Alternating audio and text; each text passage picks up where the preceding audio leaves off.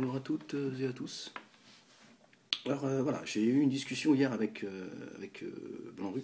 Alors juste avant, si jamais je devais me moucher, excusez-moi, mais je suis vraiment très pris, je suis très malade, j'ai mal à la gorge, j'ai une sinusite aiguë, un gros coup de froid, etc. Enfin bref, donc si jamais je devais me moucher, je sais que c'est super désagréable, mais c'est parce que j'ai pas le choix, donc je vais essayer de prendre sur moi et de ne pas avoir à faire, parce que je sais que ça aussi c'est super désagréable pour vous.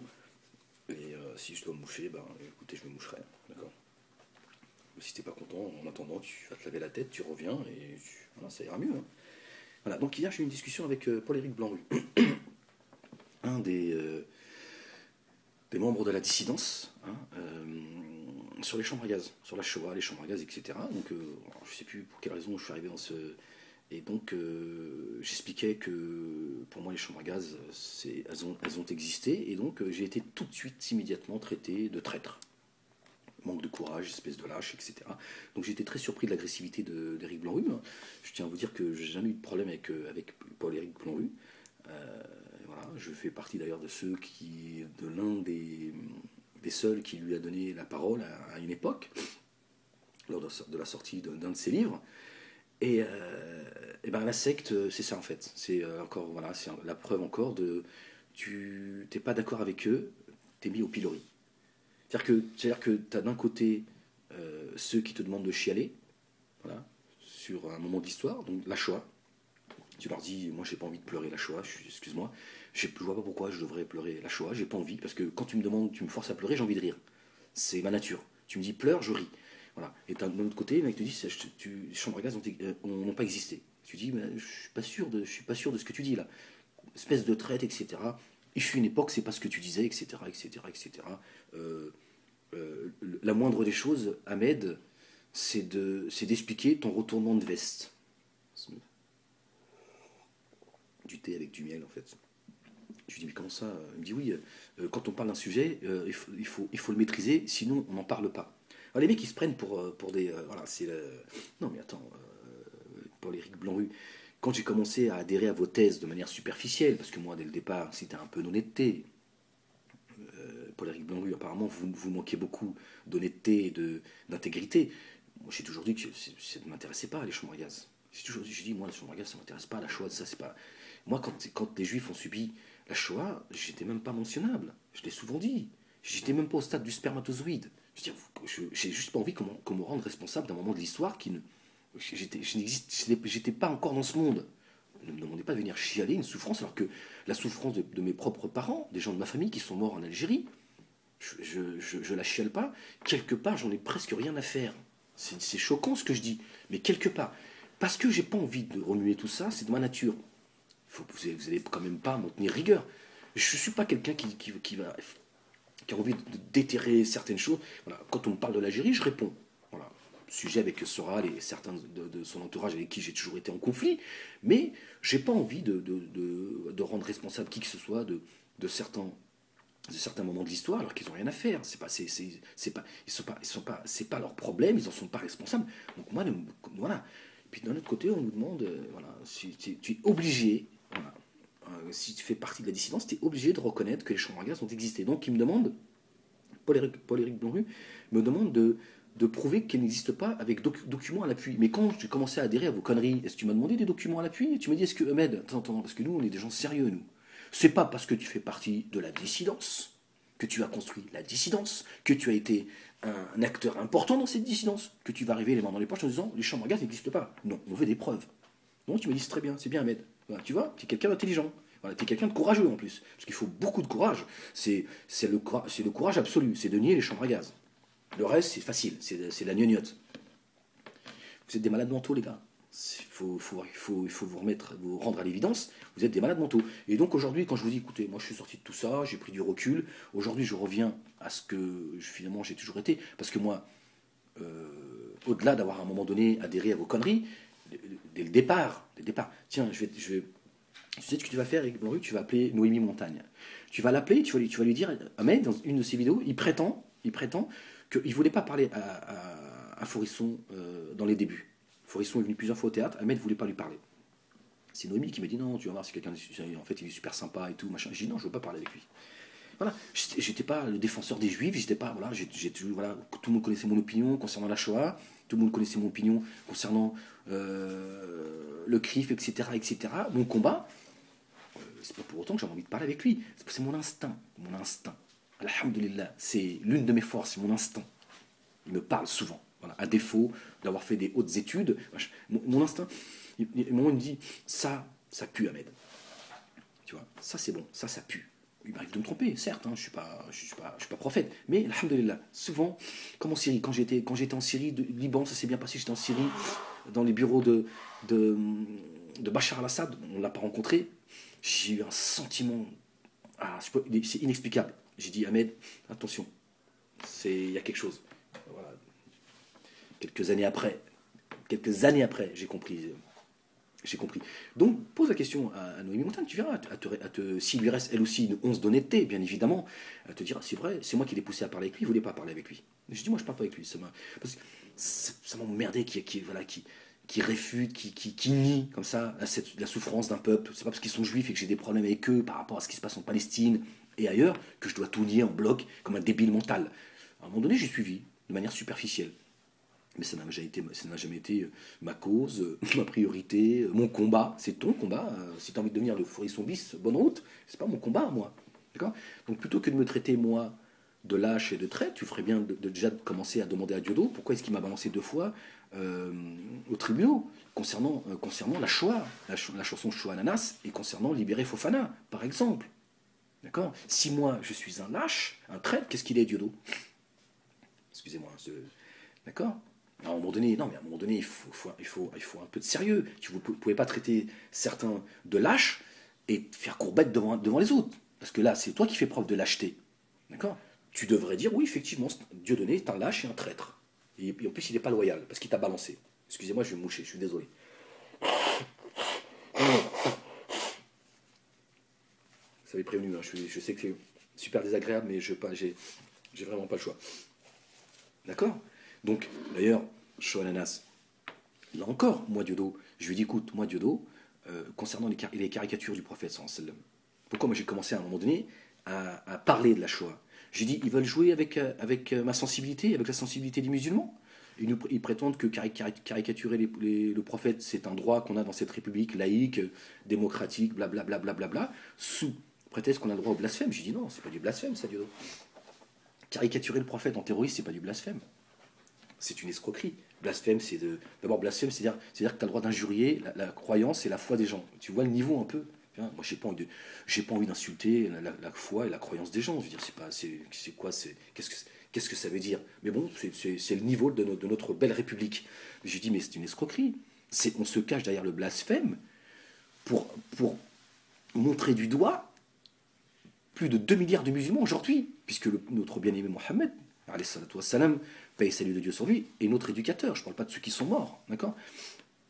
Donc en le caricaturant en tant que terroriste, on est en train de dire tout musulman est un terroriste potentiel. C'est Bernard-Henri Lévy qui en 1997 avait dit le crime est intrinsèque à l'islam.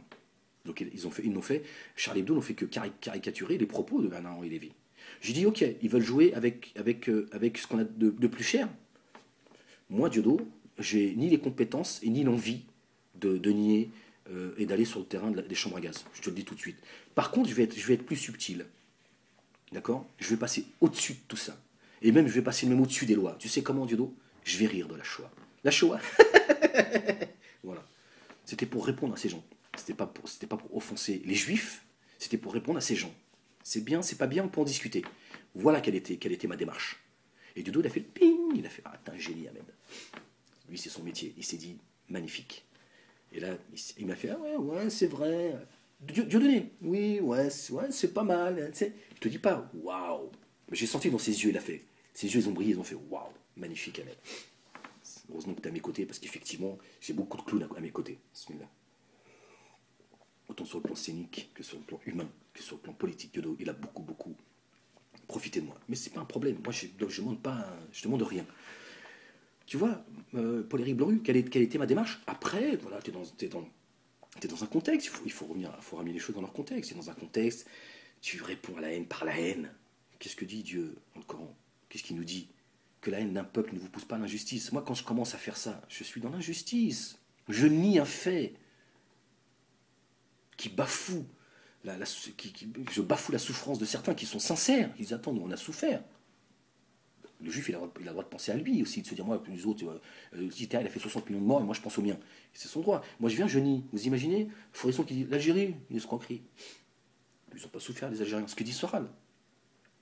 Soral, il dit, Boutelja, si on n'avait pas connu les Algériens, elle serait avec 9 gosses en train de faire des gâteaux dans sa cuisine. Ah, je trouve que c'est bien. Tu vois. Toi, Éric Blanc-Rue, c'est bien ce que tu dis. C'est que vous parlez de... Tu es en train de nier la souffrance des Palestiniens. Comme le fait Fourisson. Tu sais ce qu'il dit, Fourisson, et tu le sais. Tu le sais, je vais le dire aux gens. Fourisson, il dit j'ai un problème avec le problème israélo-palestinien. C'est que si un jour les Palestiniens ils dégagent les Juifs de leur terre, ils vont débarquer chez nous. Je préfère qu'ils restent chez eux. Tu vois? Alors comment tu peux dire vive la Palestine, comme le fait Soral, vive la Palestine, comme le fait Dieudo, comme tu le fais toi, vive la Palestine, mais en fait, sournoisement, vous espérez que les Juifs continuent à coloniser leur terre. Ça s'appelle ça du courage. Comment ça s'appelle ça? C'est de la lâcheté, c'est de la manipulation, c'est de la sournoiserie. D'accord? Moi, je suis clair dans mes positions. Je mène un combat contre la justice, pour défendre les miens. Et avec la naïveté d'espérer qu'un jour, les juifs, les chrétiens, les musulmans et les autres, à un moment donné, retrouvent la tranquillité qu'ils avaient avant 48. Parce que les musulmans ne nient pas le droit aux autres sur cette terre sainte, contrairement à ce que certains veulent nous faire croire, les Netanyahou, etc., qui aujourd'hui est en train de alhamdoulilah, en train de vider Jérusalem. Il veut faire une Jérusalem cachère. Vous avez vu ce qui se passe dans la mosquée d'El-Quds, les choses sont en train de s'accélérer. L'État juif est en danger aujourd'hui. Il va se passer des choses. On verra qui sont les vrais, qui sont les véridiques, qui sont les traites et qui sont les lâches. D'accord? Donc toi, Éric Blanc-Rue, qu'est-ce que tu dis? Qu'est-ce que tu dis? Tu dis, tu l'as écrit, tu dis l'escroquerie des chambres à gaz, ceux qui en ont le plus souffert, c'est les Allemands. Tous les Palestiniens ne souffrent pas et n'ont pas souffert et ne souffrent pas aujourd'hui de la colonisation juive. Une petite partie, tu dis. En gros, ouais, bon, ça va, c'est bon, la petite souffrance. Hein. Bon, peut-être que ta grand-mère elle est allemande, donc c'est ton combat, j'en sais rien, tu vois. Mais ça, c'est la première fois que je l'entends. Donc c'est bien que les gens le sachent. Donc plutôt que de traiter de traître et de dire oui, Ahmed il veut passer chez Tadi. Oui, j'aimerais bien passer chez Tadi, parler un petit peu de cette dissidence, parler un petit peu des dégâts que vous faites en réalité dans l'esprit d'une certaine jeunesse. Parce que moi je vous connais bien, je suis un des acteurs principaux et importants de cette dissidence. Parce que j'ai participé à la construire. Donc je suis légitime de parler de la quenelle, de parler, etc. Les médias m'ont pas donné la parole, contrairement à ce que vous dites. Même Canal+, ils ont fait 10 heures d'interview, ils n'ont pas passé une seconde, ils veulent pas de toi. Ahmed, il veut passer sur les plateaux télé. Et d'ailleurs, ce qui se dit aujourd'hui, avec votre langue, c'est regardez Ahmed, il va être un exemple. Les Juifs, ils se servent de lui aujourd'hui, ils se servent de ce qu'il dit, ils le font rêver, ils vont l'enterrer. Toujours dans le complot. Toujours ce complot juif qui aujourd'hui se fout de la gueule d'Ahmed. Et Ahmed, ils vont non seulement ils lui donneront pas le micro, il passera pas, certains me disent ouais Ahmed, il espérait faire des films. Voilà, c'est ce qui se dit dans les dissidence. Je sais très bien que Dieudonné Soral, ce serait les premiers à se mordre les doigts si demain je sortais de la situation dans laquelle je suis. Ils attendent qu'une chose, c'est ma mort définitive. Parce que certains me disent, parce que vous parlez de courage, regardez le courage de Dieudonné Soral. Certains me disent, oui Ahmed, tu tapes sur l'ambulance, c'est pas la peine de soutenir Valls et tout. Non, Valls, il a réagi en fonction de Ahmed Moualek, pas le contraire. Mais ce que vous ignorez, parce que moi je suis pas là en train de chier en permanence, c'est que moi quand je me suis retrouvé dans la merde absolue, Dieudonné, il a dit, enterrez-le. Enterrez-le. Après il est venu me proposer 300 000 euros, quand il s'est rendu compte, il s'est dit, ouais, c'est un pitbull, Ahmed, il lâche rien. Ah, moi j'ai convoqué les enfants. Quand Joss est venu, j'ai convoqué les enfants, Diodo. Joss, tu vas le dire à Diodo. J'ai dit aux enfants, allez ramasser des cailloux. Ils m'ont dit, pourquoi c'est la troisième intifada, papa? J'ai fait, non, commencez à vous habituer à manger des cailloux. Voilà, parce que ça va être. On va passer un grand moment de disette, je pense. Et là, Joss, il m'a dit, ouais, j'ai dit à Diodo, j'ai dit, attends, t'es fou, mais il est énervé. Tu connais comment il est. Il donne sa chemise, s'il met par contre. Je lui dis, va te. Voilà, voilà, tu parles de courage, de lâcheté, de traîtrise. C'est vous les traîtres. Vous n'avez même pas la décence de dire oh, c'est bon, avec ce qu'on lui a fait subir, on va pas en plus en rajouter. Non, vous êtes là à jouer certains les théologiens, d'autres les historiens, et vous êtes là à vouloir nous faire adhérer de force à vos conneries. C'est une connerie. Quand vous dites que les chambres à gaz n'ont pas existé, c'est une connerie. Les chambres à gaz ont été instrumentalisées, ça n'a absolument rien à voir. Tu m'envoies à Lanzmann, je crois que c'est comme ça qu'il s'appelle, me disant ouais, tu as la même théorie que lui, blablabla, blablabla. En sous-entendu, oui, ferme-la, le Ahmed le juif. Comme il dit Soral, Ahmed, il manque comme un juif. Les juifs t'emmerdent, Soral. Et les juifs de ma famille t'emmerdent. Voilà. Mais c'est pas parce que certains, à un moment donné, ils ont inventé le mot choix pour religiosiser, je ne sais pas si ça se dit, l'Holocauste, que ça n'a jamais existé. C'est pas parce qu'on instrumentalise un fait qu'il n'a pas existé. C'est vous les débiles mentaux. C'est pas Ahmed Moalek qui passez votre temps à me faire passer pour un fou sur le net avec vos images, vos vidéos. Et j'entends certains, je sens que même chez certains, ils ont envie de dire non, moi j'aime bien Ahmed. Je trouve que finalement il est cohérent ce mec-là. Ils ont du mal à sortir de la secte. Je parle pas de ceux qui se sont excusés encore aujourd'hui, encore hier. Et il y a de plus en plus de gens qui s'excusent. Beaucoup de la communauté musulmane qui me disent pardonne-moi devant Dieu, je t'ai calomnié, insulté, je t'ai maudit. C'est des gens, ils sont là, ils sont oui, c'est vrai, il est con, Ahmed, il est là, il est mis donné, il sait pas ce qu'il raconte, il est incohérent, mais. Pourquoi vous vous sentez obligé de répéter ce que dit votre gourou? Ils sont obligés de dire oui, c'est un con, Ahmed. Pourquoi je serais plus con du donner Soral? J'ai pas écrit de livre, je fais pas de spectacle. Vous êtes con à ce point-là. Vous pouvez pas vous contenter d'écouter ce que je dis, de dire attends, moi j'écoute ce qu'il dit. Est-ce que quand il parle, j'ai affaire à un con? Vous êtes complètement pollué, débilisé par la secte. Mais c'est vrai, quand on voit Éric Blanru qui s'y met, tu dis, ouais, vous avez vu les gars? Le mec, détends-toi Éric Blanru, détends-toi. Moi je te force pas à aller dans mon sens. J'ai le droit de dire aujourd'hui, de revenir à ce que j'ai été, dès le départ, de dire, moi, regarde, ça ne m'intéresse pas. Je ne suis pas responsable de ce qu'ont vécu les juifs. Je n'étais même pas mentionnable. Je n'étais même pas au stade du spermatozoïde. Donc on ne me demande pas de venir pleurer de force. Si j'ai envie de verser une larme, parce que le cœur y est, c'est à moi de le décider. Ne m'obligez pas à pleurer, j'ai envie de rire, quand vous dites. Bien, je pleure la Shoah, j'ai envie de rire.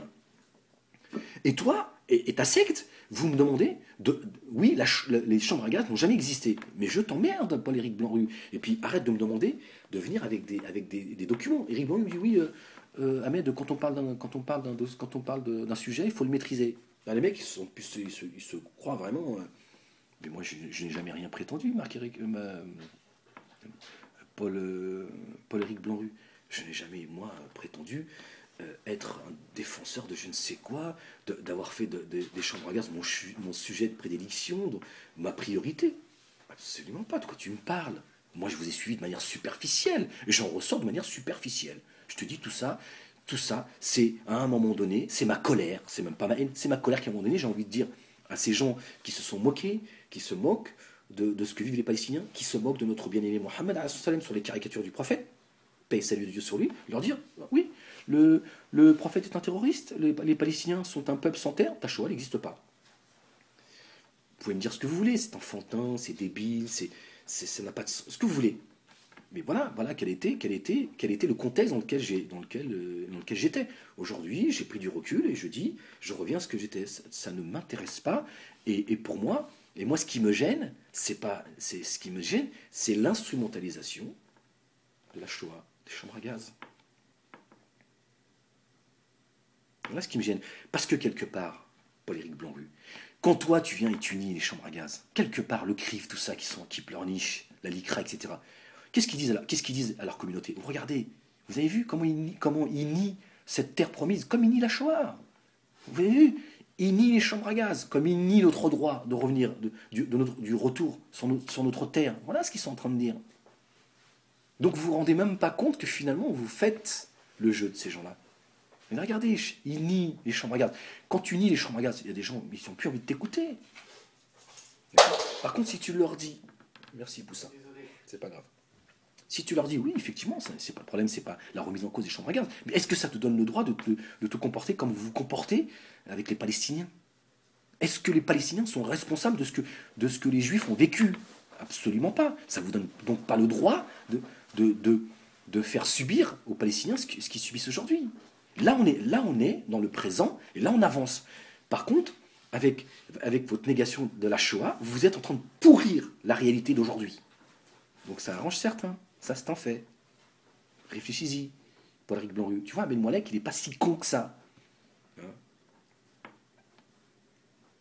Tu y vas, Poussin? Ouais. Bon, bah, bon cours. Merci. Salam alaikum. Je parle avec le fiston. Le dernier, en fait. Il va à ses cours. Ses cours coraniques, ce qu'on est dimanche. Et donc voilà, tu vois, Paul-Éric Blanc-Rue. Et je crois que c'est ça, en fait, qui vous dérange chez Ahmed Moualek. Donc, plutôt que de répondre à ce que dit Ahmed Moualek, on va le traiter de tous les noms. De menteur, de traître. Vous aimez ce mot-là, le mot traître. Il va vous revenir à la gueule. D'accord, hein?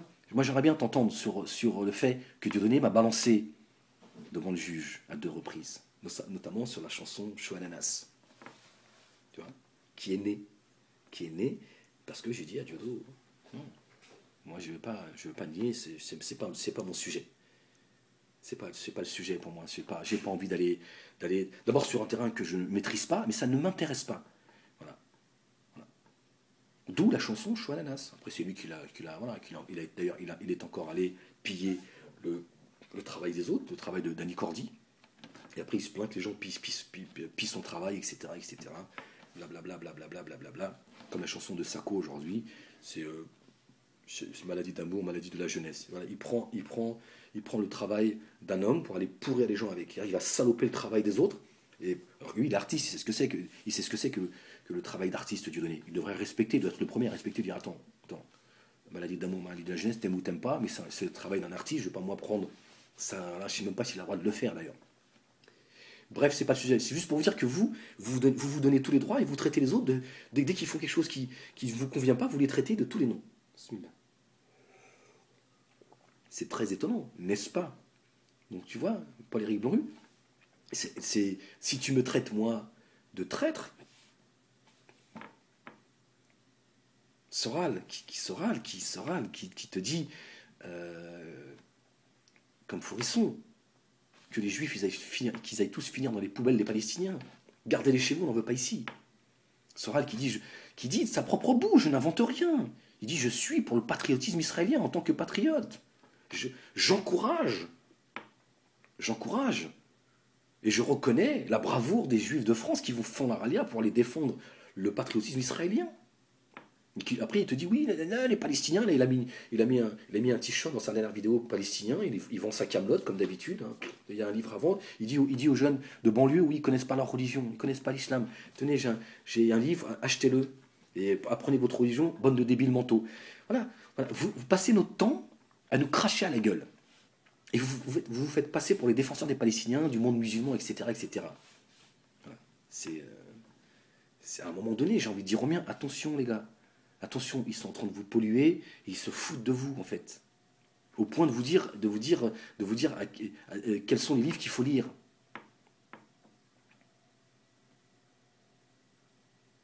D'accord? Donc c'est bien, tu m'as permis de donner l'occasion de dire aux gens, Fourisson, comme Paul-Éric Blanc-Rue, Soral et Dieudonné, ce sont des gens qui pensent que ce que vivent les Palestiniens, à côté de ce qu'ont vécu les Allemands, c'est rien, en fait. Non seulement il leur dit gardez la poubelle de l'humanité, les Juifs, gardez-les chez vous, mais en plus les Palestiniens, c'est bon, quoi. Je veux dire, à côté de ce que cachent en réalité les chambres à gaz, c'est rien. Eux, ils te disent 14 millions d'Allemands ont été tués, et je ne sais pas combien de millions de déportés, etc. Et ils te disent l'escroquerie, c'est celle-ci. Les Palestiniens, ça va, quoi. Je veux dire, faut pas non plus. Il faut que vous le sachiez à un moment donné. Il faut que vous sachiez à qui. Voilà, tous les débiles mentaux qui sont là en train de dire oui, vive Nasrallah. On entend certains qui sont là en train de dire merci à Nasrallah d'avoir redonné un peu d'espoir et d'honneur aux musulmans. C'est une escroquerie. Hein. Paul-Éric Blanc-Rue qui nie les chambres à gaz, mais qui est pro-chiite. Pour le mensonge, mais il nie la vérité. Et on vient me traiter, moi, de traître. Pourquoi tu ne réponds pas tout simplement à mes questions sans immédiatement me traiter de traître? Il lâche, il retourne sa veste. C'est pas ce que tu disais à une époque. Qu'est-ce que je disais à une époque? Qu'est-ce que tu sais de ce que je disais à une époque? C'est pas parce qu'à une époque je disais oui, les chambres à gaz n'existent pas, que ça a été pour moi, ça a été mon combat. Les gens honnêtes, même ceux qui sont en face, ils vont te dire, bon, on a très bien compris qu'Ahmed il était en train de voilà, nous balancer notre histoire, parce qu'on nie la sienne. On nie l'histoire des siens, donc ça se comprend, c'est humain. Mais ceux qui sont honnêtes, ils vont dire, on sait très bien qu'Ahmed, dans le fond, il n'est pas anti-juif. Voilà. Même si parfois je peux être virulent, comme certains que je connais, qui sont très proches, que je connais bien, qui ont pu tenir des propos, notamment pendant le carnage, le massacre qu'il y a eu pendant 51 jours, sur Facebook, que je ne les reconnaissais pas, traiter les Arabes de tous les noms et tout. Et pourtant, voilà, quand j'ai affaire à eux, ils sont beaucoup plus courtois, parce qu'on est dans l'émotion à un moment donné, voilà, c'est des choses qu'on peut comprendre si on est un peu honnête, si on est juste un peu honnête. Mais toi, tu veux faire comme ça, regardez Ahmed, c'était l'un des... Vous allez bientôt me faire passer pour un historien, si ça vous arrange. Comme Dieudonné a voulu me faire passer pour quelqu'un qui soutient les égorgeurs. Vous êtes malhonnête. C'est vous les menteurs, les traîtres et les manipulateurs. C'est pas moi. Moi, j'ai répondu à ce que tu disais, voilà, de manière la plus détendue, et tout de suite tu m'as agressé. Pourquoi est-ce que tu te détends pas? Si tu détiens la vérité, détends-toi. Regarde, moi, en tant que musulman, je peux discuter avec tout le monde. Je sais que je détiens la vérité. Que les gens pensent, oui, c'est ta vérité, Ahmed. Eh ben, je suis bien avec ma vérité.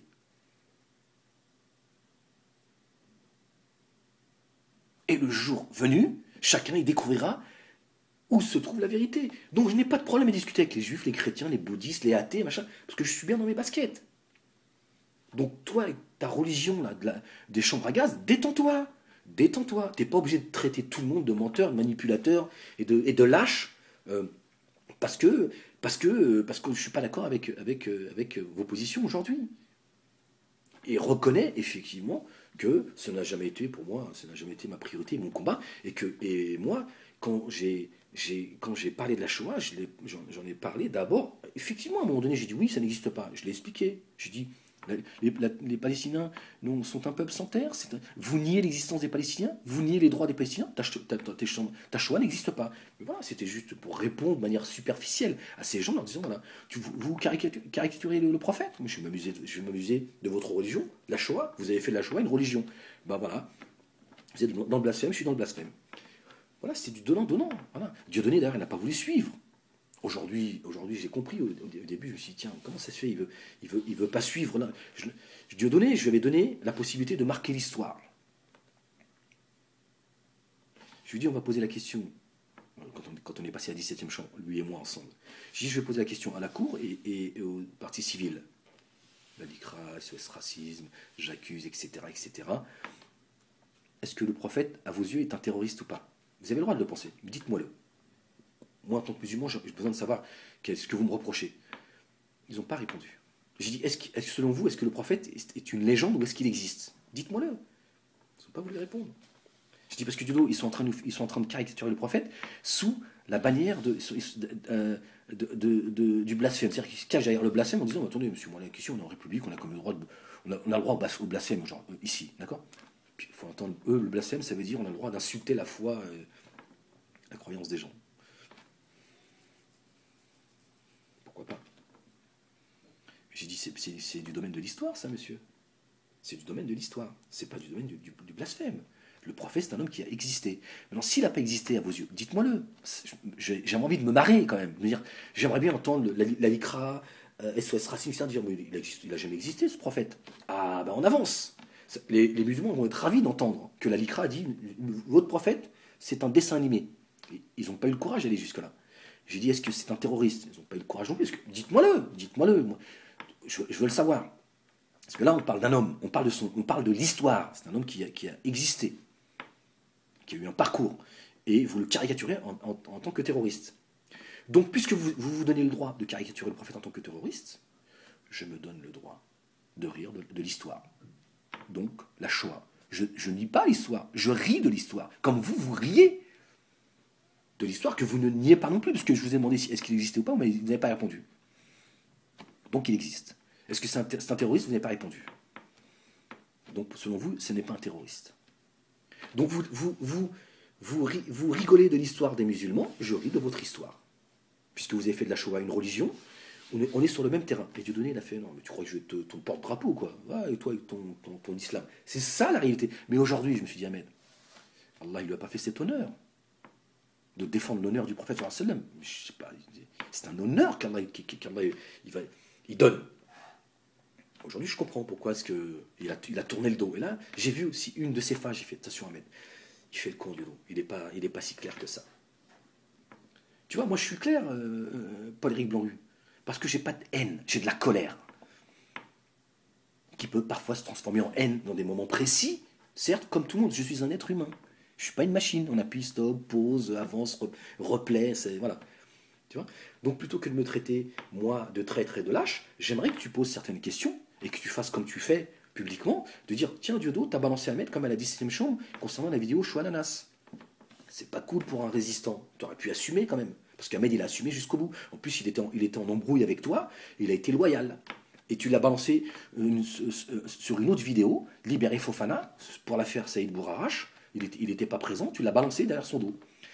Tu vois, donc plutôt que de me faire passer pour un con sur le net et de me traiter de tous les noms, il serait à un moment donné quand même un peu plus courageux et plus honnête de parler de tout cela. D'accord.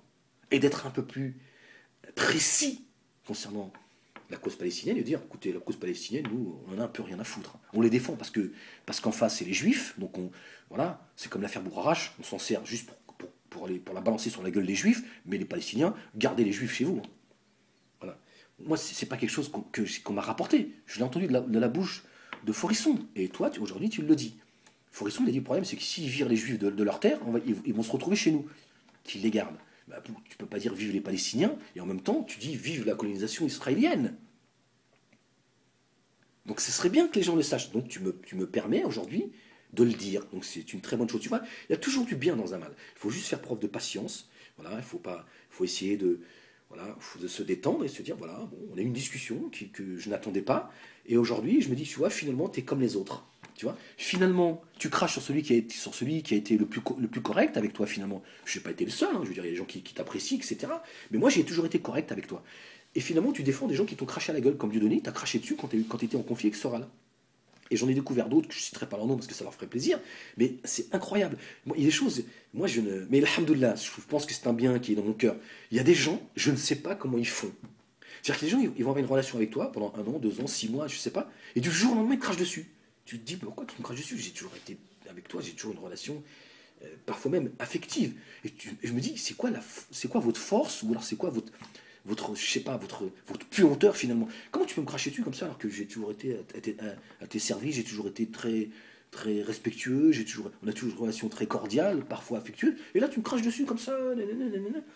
Je ne comprends pas, j'ai des choses que je n'arrive pas, c'est quelque chose que je ne comprends pas moi, même avec des gens avec qui j'ai des conflits, si jamais on se rencontrait et voilà, on tissait un lien, je vais commencer à avoir du mal à. Moi, c'est pas pour autant que je vais aller vendre mon âme, mais c'est dans ma nature, voilà, parce que je suis très humain finalement. Et je comprends pas ces gens. Tu te dis, mais pourquoi tu me craches dessus, toi? Qu'est-ce qui t'arrive? Qu'est-ce qui te prend? Je veux dire, ils t'ont tous méprisé, et le seul, enfin le seul, voilà. En tout cas, celui qui t'a toujours, voilà, avec qui tu as eu toujours de bonnes relations, tu lui craches dessus. Et vous voulez me faire croire que vous êtes dans la vérité. Tout ça, fait partie de l'instinct et ça fait partie du bon sens. Tu vois. Moi, quand j'ai entendu Fourisson dire qu'il reste en Palestine, je me dis, attends, j'ai pas besoin d'en avoir fait des études. Machin. Je me dis, attends, mais, comment ce mec-là, il mène un combat sérieux alors qu'il est en train de dire, bon, les Palestiniens, ils vivent quelque chose d'inacceptable, mais qui gardent leur bourreau. Fourisson, ça va c'est pas sérieux. Et c'est ce que tu as dit toi. Hein. Je renvoie les gens à la discussion sur ton mur en disant tous les Palestiniens en gros, ne subissent pas l'histoire, ne subissent pas la création d'Israël sur leur terre. En gros, il y a une petite partie de reste. Comment ça s'appelle ça? Ça s'appelle pas de la négation. Vous niez tout en fait.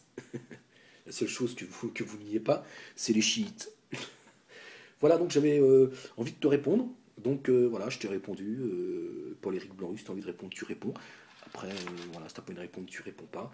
Donc maître, merci de m'avoir accordé quelque temps. C'est trop d'honneur que tu m'as accordé. Et je vous laisse dans votre délire. Finalement, quand certains pensent que vous avez le cerveau malade, moi je dirais pas que vous avez le cerveau est malade, je dirais que le cœur est malade. Et je finirai, quitte à choquer certains, parce que certains, c'est pareil, je dirais, j'atteste qu'il n'y a de Dieu que Dieu et que Mohammed est son messager. Et je rajouterai, humainement parlant, que les chambres à gaz ont existé. Salut, je peux pas faire mieux.